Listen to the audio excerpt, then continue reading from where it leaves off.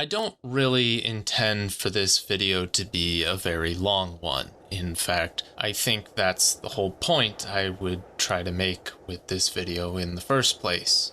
The hero's journey should not be something you, as a writer, concern yourself with or spend a meaningful amount of time deliberating on. No, instead, this video is basically here to tell you that the hero's journey is not as much of a good method for writing a story as it is merely an observation for trends among heroic stories. But before I go into that any deeper, remember to subscribe. I'm hoping to build a community of artists who seek to improve themselves and share their progress. So I would love to see you all in the comments section below sharing what you're making. Back on topic, I don't exactly remember what video I watched where this point resonated with me. If someone knows which video or YouTuber I'm talking about, please let me know in the comments section below. However, though I cannot cite them as the inspiration for this video at the moment, that does not make their thesis any less worthwhile to repeat. When it comes to writing, I think a lot of authors tend to miss the forest for the trees. In English class, the fundamentals of writing are things like grammar, sentence structure, and spelling. And sure, while these are important for writing anything,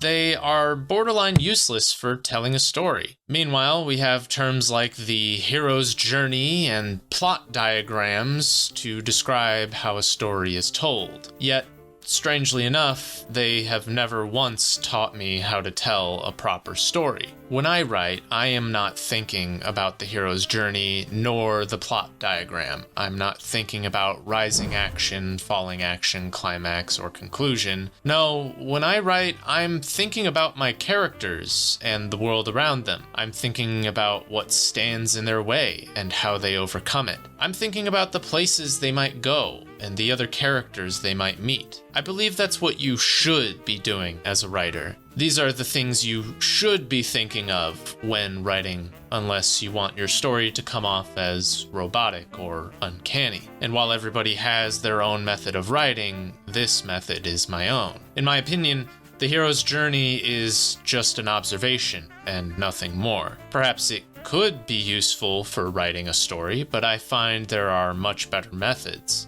And in fact, I find that people who focus on checking off boxes required for telling a story end up writing something bland and uninteresting. Can you write a good story with the hero's journey in mind? Sure. But you can also play a hitless run of Dark Souls with bananas as your controller.